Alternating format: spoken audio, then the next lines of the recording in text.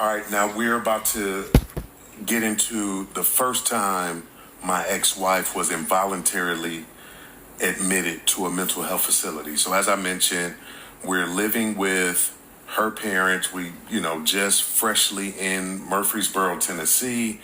We're part of the church. Things are going great. Her sister is living there with us as well. And so their parents, her parents, in the house that they were in, I believe it had got to a point to where the lease was coming to an end. They were trying to renew the lease. Something with the landlord, just something, whatever it was, didn't work out.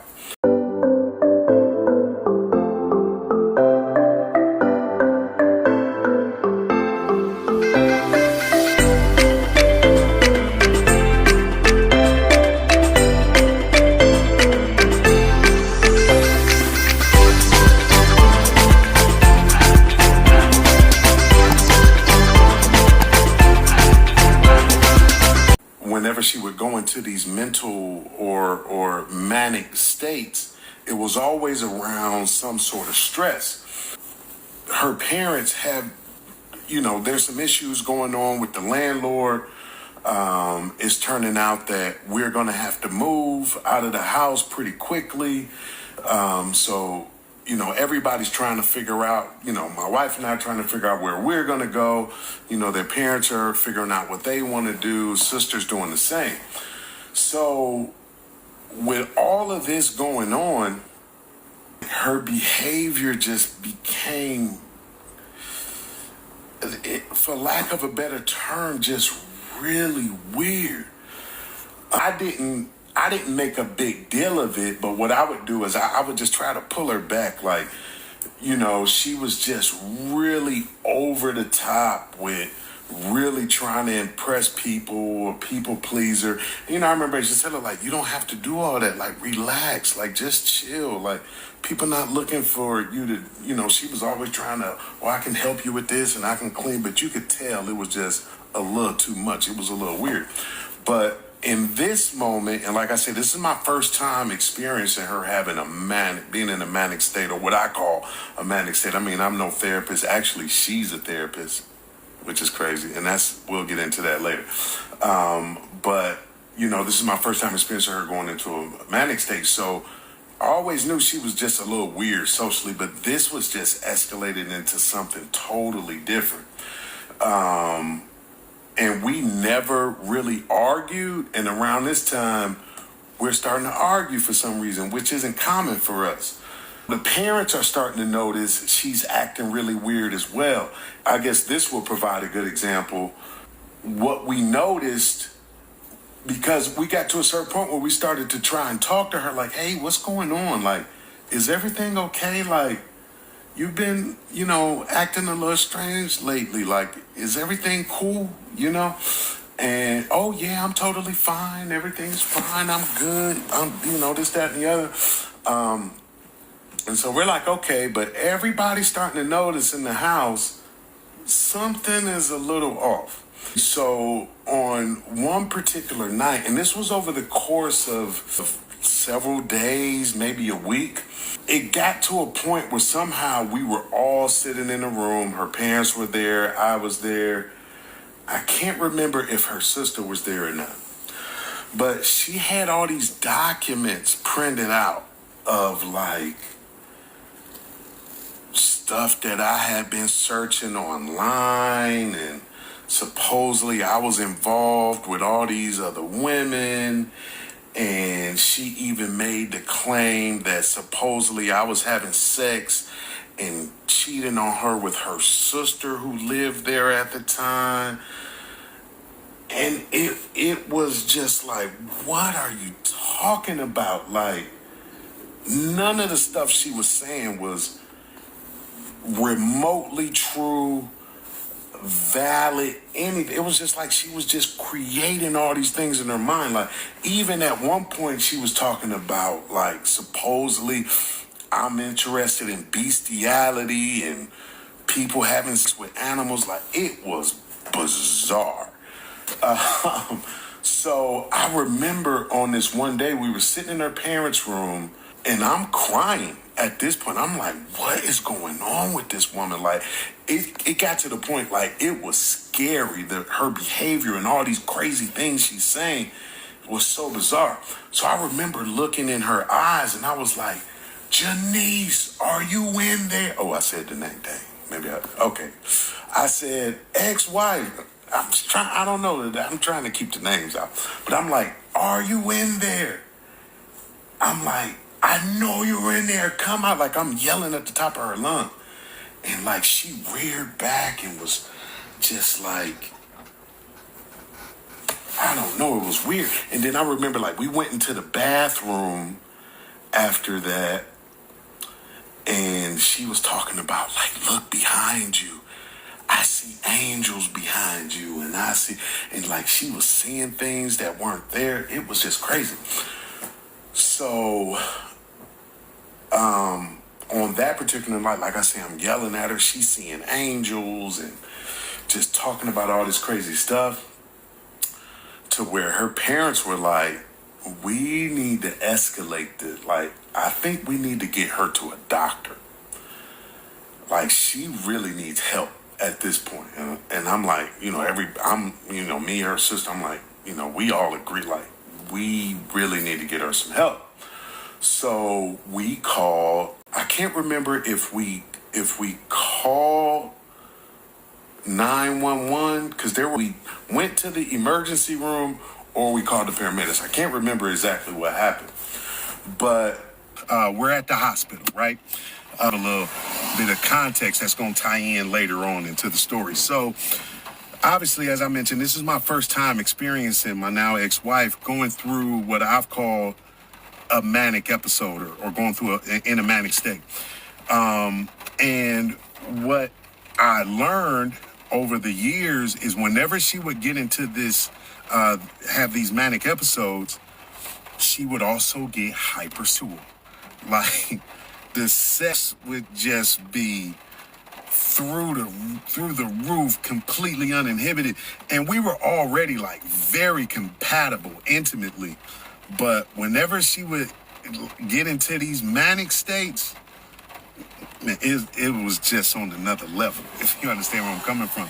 And so now I will admit this was very selfish on my part, but in navigating life with her over the years of dealing with the manic episodes, the hypersexuality I always felt was my treat for dealing with that. Like, at least I could get, some crazy sex out of this, which is very selfish on my part. I admit that, but I mean, it is what it is. So in the midst of everything that happened that I mentioned that led us to now being in the emergency room, there was some, like, this was just like, and this was the first time I experienced the hypersexuality, and it was just crazy.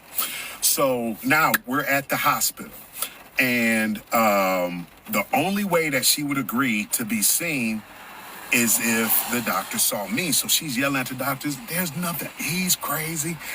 There's something wrong with him. There's nothing wrong with me. He's the one that needs to be seen and evaluated. He's out of his mind, this, that, and the other, right? So I'm there. Her parents are there. And at this point, we're like, whatever we have to do to get her to care or get whatever it is that she needs, we're willing to do it. So I agree. Like, look, you guys want to see me? No problem. Like, I'll be evaluated just as long as you guys get her the care that she needs.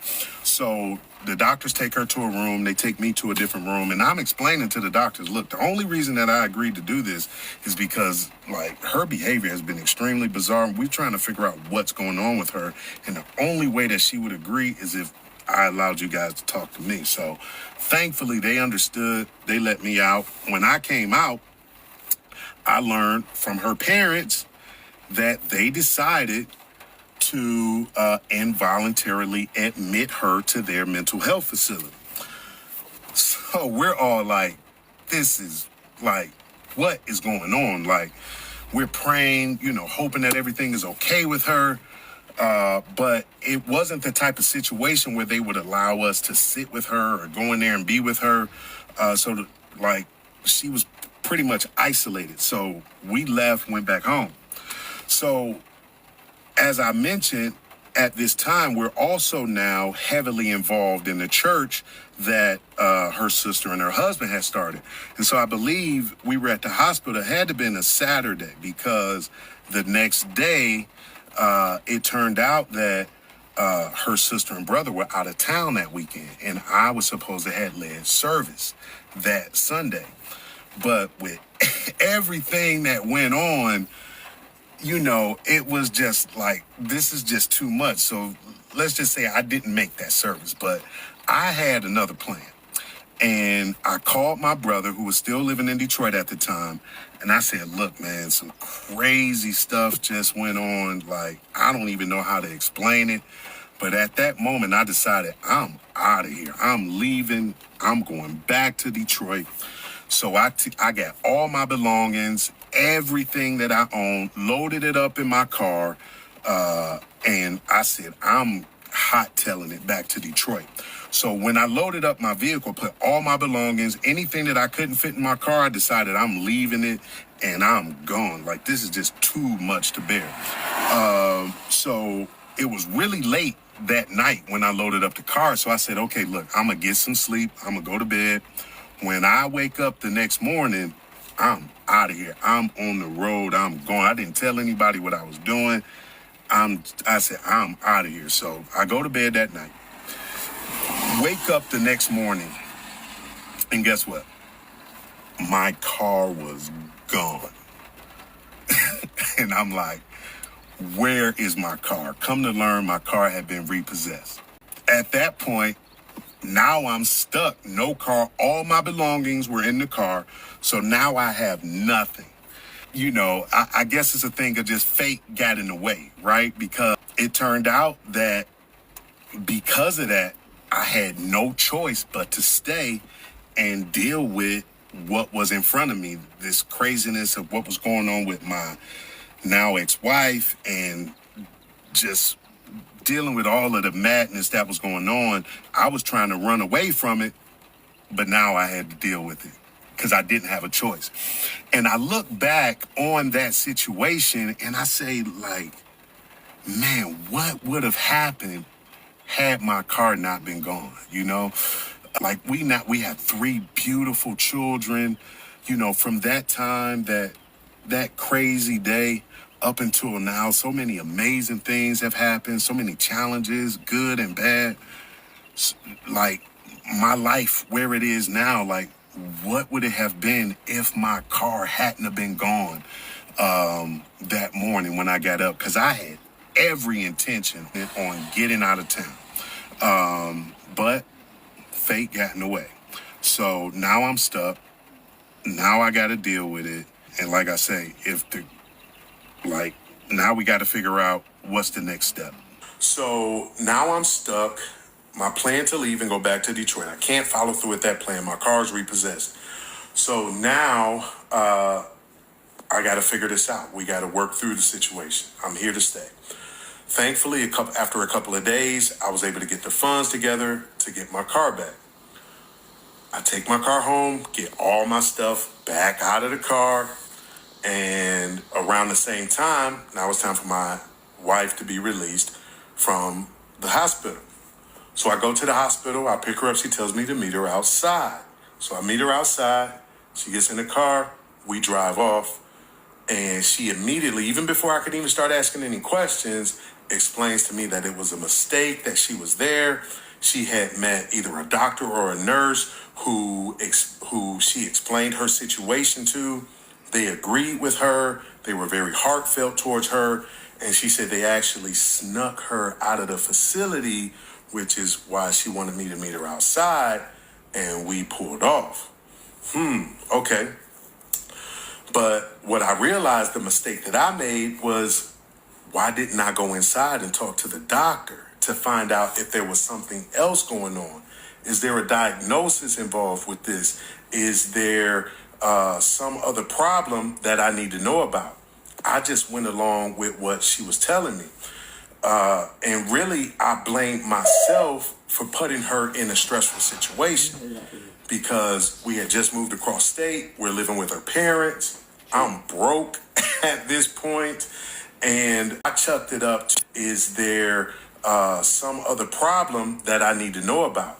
I just went along with what she was telling me. And really, I blamed myself for putting her in a stressful situation because we had just moved across state. We're living with her parents. I'm broke at this point. And I chucked it up to she was just so stressed for the situation that I put her in that caused her to be in this situation where she had to go to the hospital. So I put all the blame on me. But maybe there was some other information that would have came out had I spoken with the doctors. But I certainly at the time didn't think any mental illness or any mental health issues were present because she's brilliant. She's a really smart girl. Like, she graduated from the University of Michigan. She has a master's degree. I've seen this girl write a 10-page paper in one night. Like, she's very intelligent, well-spoken, beautiful. So I didn't expect that there was anything else other than what she was telling me. And also, she was real chill. Like the person that we saw a couple of days ago that was so manic to the point we had to get her to the hospital, that wasn't the person that was in the car with me. She was chill. She was very relaxed. Everything that she was saying was making sense. So I'm just going along with it. But the other thing that I didn't realize was maybe there was some medication involved that caused her to be a little bit more calm throughout her time while she was admitted. But I will never know because I never asked that. To this day, I don't know because I never asked that question. So we get home, mom and dad, they're happy to see her. They're not asking a lot of questions. We go back to church. Obviously nobody at the church knows what's going on except for her sister and the pastor. They're not asking any questions. They're just glad that she seems to be okay. Everything is cool. I put all the blame on myself because I put her in this situation. So moving forward from there, things became pretty normal. We didn't, shortly after I was able to get a job. She got a job. She started working. And we were able to get our own place and really started to get on our feet in this new state and new city that we were in. It would be several years before I saw anything like that again. And this was around 2002. So we were still very early in our relationship, just a couple years in on our marriage. And this was definitely a breaking point where we could have split things off and went our separate ways. But we decided that we're going to stick together. We're going to work through it. I put all the blame on myself for the situation. She forgave me, and we decided to stick together and work through it. And that's exactly what we did. And I'll talk about more how we move forward from there.